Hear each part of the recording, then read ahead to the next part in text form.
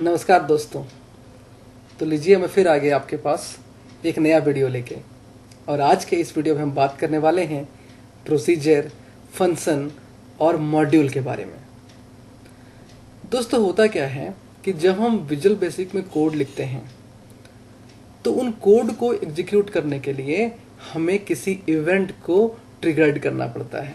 Means हम जैसे ही एक इवेंट को परफॉर्म करते हैं वो कोड एग्जीक्यूट हो जाता है। लेकिन कई बार ऐसा हमें प्रोग्राम में रिक्वायरमेंट आता है कि किसी ब्लॉक ऑफ कोड को हम कई जगह से चाहते हैं एग्जीक्यूट करना।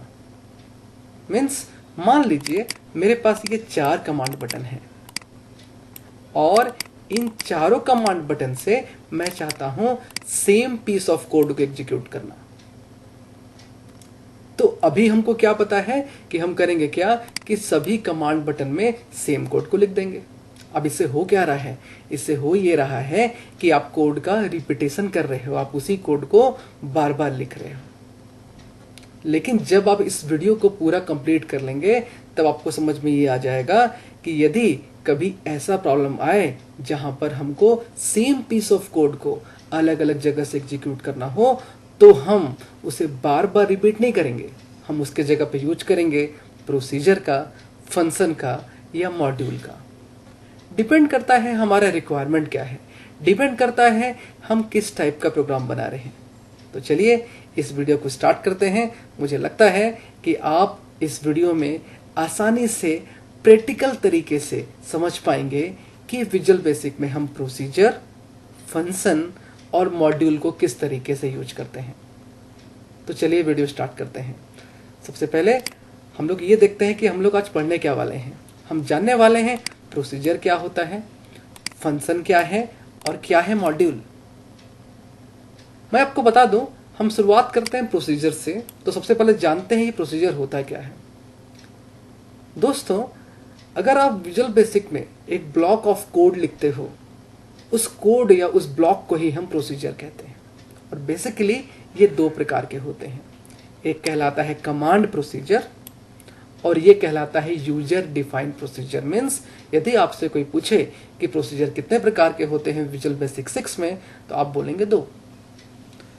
ये जो कमांड प्रोसीजर है ये हम पहले पढ़ चुके हैं।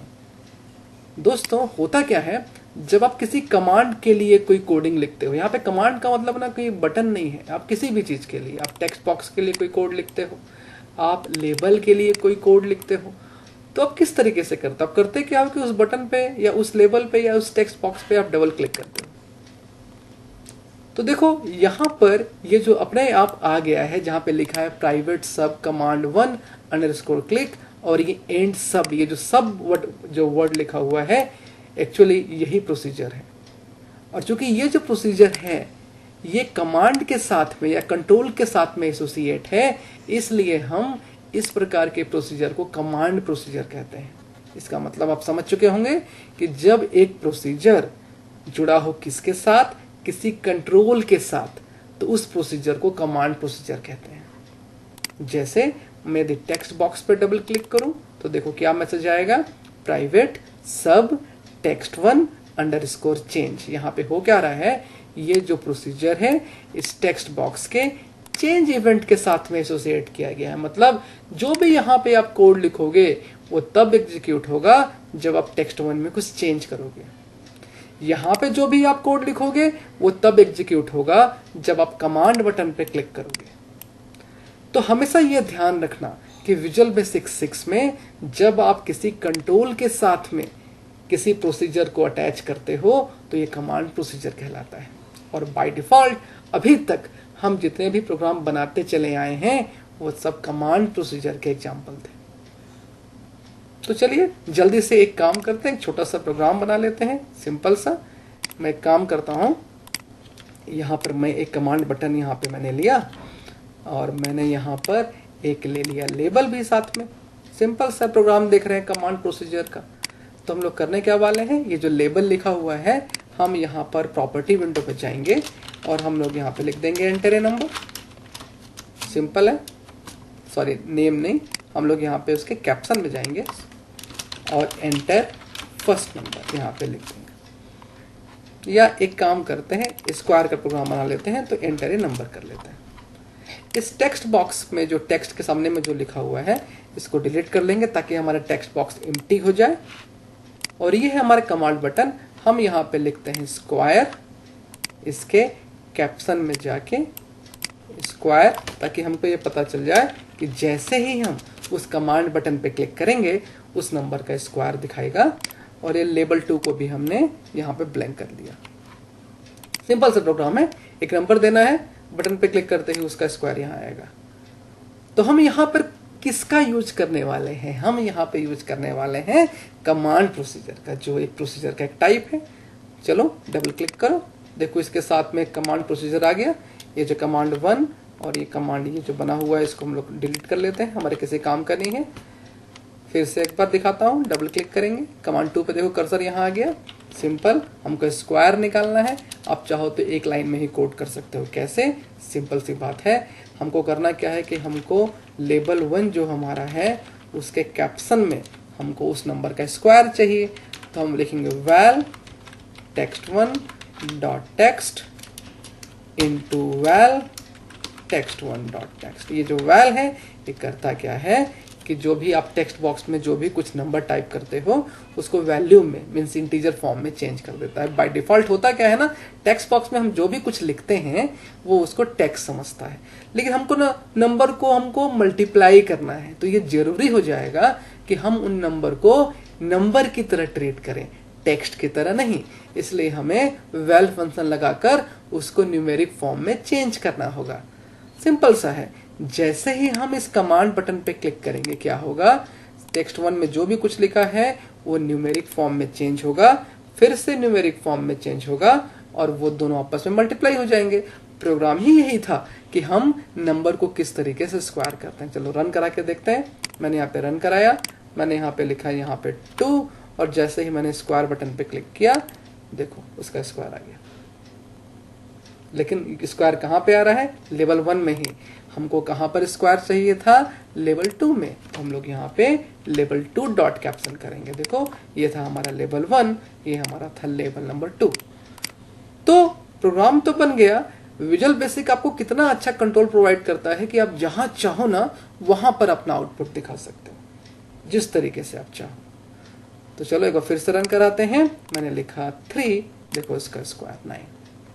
तो इस प्रोग्राम को बनाने के लिए भी हमने प्रोसीजर का ही यूज किया है। और ये कौन सा प्रोसीजर है? ये प्रोसीजर है कमांड प्रोसीजर। तो मुझे लगता है कि आप समझ चुके होंगे कि कमांड प्रोसीजर किस तरीके से काम करता है। चलो अब नेक्स्ट देखते हैं यूजर डिफाइंड प्रोसीजर। अब ये ऐसा प्रोसीजर होगा जिसको एक प्रोग्रामर डिफाइन करेगा। ये किसी कमांड के साथ मीन्स किसी कंट्रोल के साथ नहीं जुड़ा होगा। ये यूजर डिफाइंड प्रोसीजर कहलाएगा। और इसके 2 ऑप्शन होते हैं, पहला होता है नो एक्सेप्ट और दूसरा होता है एक्सेप्ट। इसका क्या मतलब है? यूजर डिफाइंड जब आप प्रोसीजर बनाते हो तो वो 2 तरीके से बनाया जा सकता है। पहला तरीका है कि जो प्रोसीजर आपका होगा वो कॉल करने पर कोई वैल्यू एक्सेप्ट नहीं करेगा। और एक दूसरा तरीका है जिसमें वो प्रोसीजर कुछ न कुछ वैल्यू एक्सेप्ट करेगा कॉलिंग करने पर। प्रोग्राम देखते हैं, मुझे लगता है कि आप समझ जाओगे इन दोनों में क्या अंतर है। तो अभी हम लोग प्रोग्राम देखने वाले हैं यूजर डिफाइंड प्रोसीजर का, जिसमें वो एक्सेप्ट कुछ नहीं करने वाला है। चलो सिंपल है, इस कोडिंग को हम लोग डिलीट करते हैं और सारे कंट्रोल्स को भी हम डिलीट कर लेते हैं। चलो एकदम फ्रेश हमने बना लिया है, एकदम मजा आने वाला है। देखने वाले हैं हम यूजर डिफाइंड प्रोसीजर। देखिए सिंपल सा है, मान लो यहां पर एक कमांड बटन है। हम ये चाहते हैं कि जब मैं इस कमांड बटन पे क्लिक करूं तो एक हेलो मैसेज डिस्प्ले हो मैसेज बॉक्स में। हम लोग यहाँ पर एक मैसेज बॉक्स कंट्रोल यूज करने वाले हैं। मैं इसके बारे में और आपको आगे आने वाले वीडियो में विस्तार से बताऊंगा। तो वो कैसे काम करेगा? देखो कमांड 1 पे हम गए, हमने यहाँ लिखा MSG बॉक्स, एक फंक्शन है, और हमने यहाँ पे लिख दिया हेलो डबल कोटेशन मार्क में, सिंपल सा। चलो रन कराएं क्या? हमने यहाँ पे रन कराया, कमांड बटन पे क्लिक किया, देखिए एक सिंपल सा मैसेज बॉक्स आ गया हेलो। अब हम चाहते हैं एक और बटन ऐड करना। चलिए एक और बटन ऐड कर दिया, कमांड 2। अब मैं चाहता हूं इस पर भी क्लिक करें तब भी हेलो प्रिंट हो। सिंपल सी बात है, MSG बॉक्स और यहां भी कर लेंगे हेलो। एकदम सिंपल। चलो देखते हैं, ये देखो इससे भी हेलो प्रिंट हो रहा है और इससे भी हेलो प्रिंट हो रहा है। एक काम और करते हैं, थोड़ा सा मजा आएगा आपको। एक बटन और बनाते हैं। एक बटन मैंने यहां पर और ऐड कर लिया और मैंने यहां पे लिखा फिर से MSG बॉक्स और हेलो। मीन्स इन तीनों बटन के साथ सेम मैसेज प्रिंट हो रहा है, लेकिन हमने किया क्या, हमने कोड का रिपीटेशन कर दिया। सेम लाइन ऑफ कोड को हमने 3 जगह लिखा है। मान लो मेरे पास 10 अलग अलग कमांड बटन होते और सेम कोडिंग एग्जीक्यूट करना होता तो मुझे फिर से यही करना पड़ता।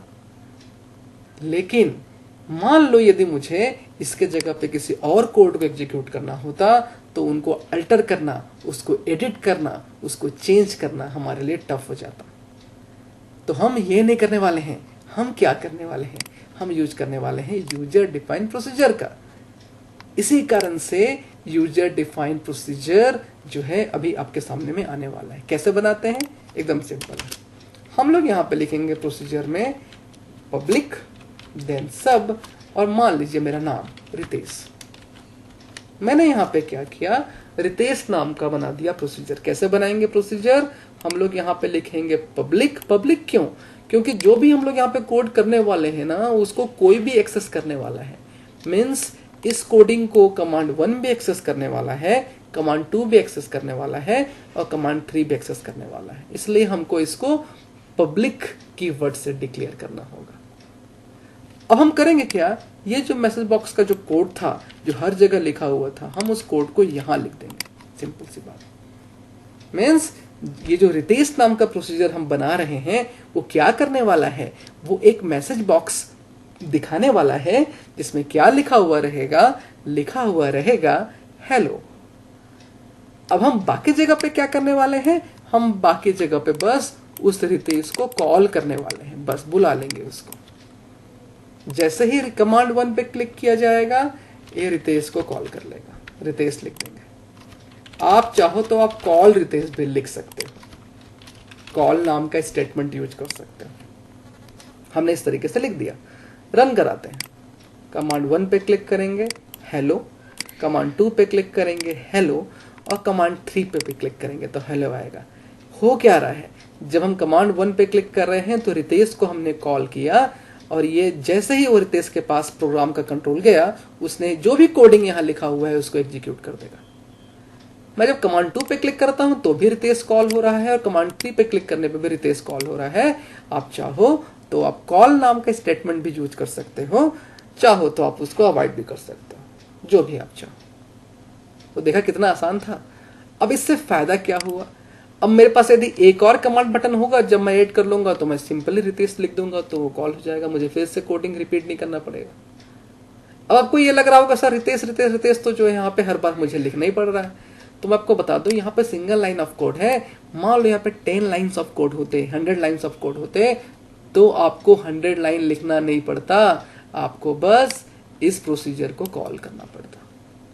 और ये यूजर डिफाइन है क्यों, क्योंकि रितेश नाम का प्रोसीजर हमने बनाया है जो पब्लिक लेवल पे है, मीन्स इसको कोई भी एक्सेस कर सकता है। तो देखा कितना आसान था यूजर डिफाइंड पैकेज। और मैं आपको बता दूं ये है नो एक्सेप्ट।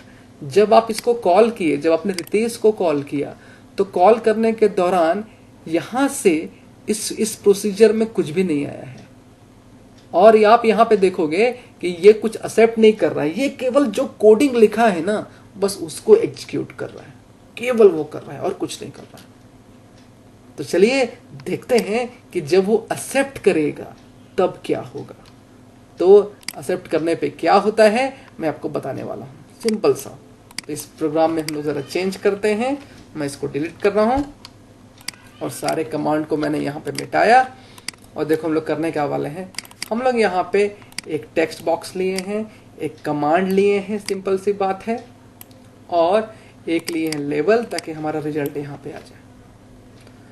इस टेक्स्ट वन को हमने यहाँ से रिमूव कर लिया है। एक सिंपल सा प्रोग्राम बनाने वाले हैं स्क्वायर का ही, लेकिन इसको करने वाले हैं प्रोसीजर की सहायता से।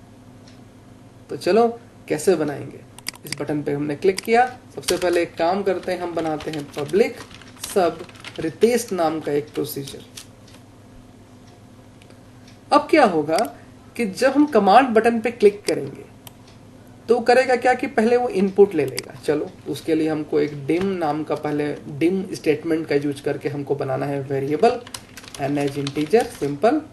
और n इक्वल टू हमने क्या किया कि टेक्स्ट वन में जो भी कुछ लिखा है उसको इंटीजर में कन्वर्ट करके, न्यूमेरिक फॉर्म में कन्वर्ट करके उसको हमने n में स्टोर कर लिया। अब हम चाहते हैं उस रितेश के पास में इस n को भेज दें। तो देखो हमने रितेश को कॉल किया, साथ में यहां से n को भेजा। अब उस n को यहां पर हमको एक्सेप्ट करना होगा।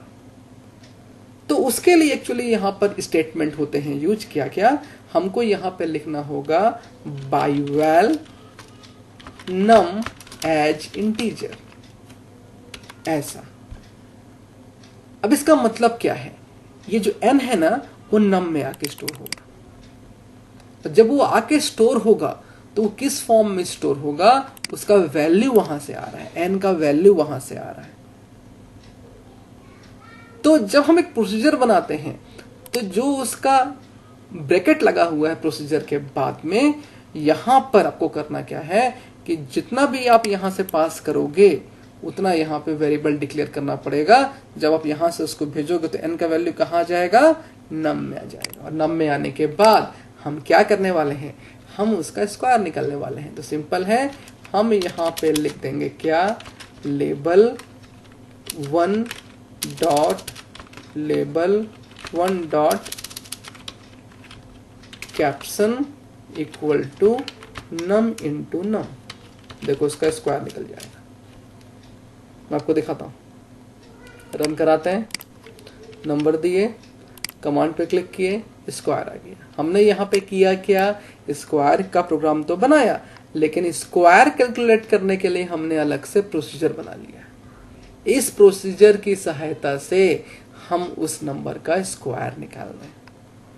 और यहाँ पे कर क्या रहे हैं, जब प्रोसीजर को कॉल करते हैं उस दौरान वहां से हम एक आर्गुमेंट पास कर रहे हैं जो कहां पर जाकर स्टोर हो जाएगा, दूसरे वेरिएबल में, और हम उसको स्क्वायर कर लेंगे क्योंकि पहले से ही वो ना इंटीजर फॉर्म में ही है। तो देखा कितना आसान था ये हमारा यूजर डिफाइन प्रोसीजर। तो दोस्तों आज के इस वीडियो में फिलहाल इतना ही।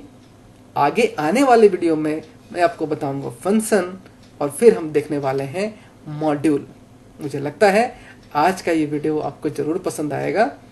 प्रैक्टिस करते रहें, हमेशा ये ध्यान रखें कि जितना आप प्रैक्टिस करेंगे उतना ही आपको टॉपिक समझ में आएगा। तो आज के लिए इतना ही। Thank you.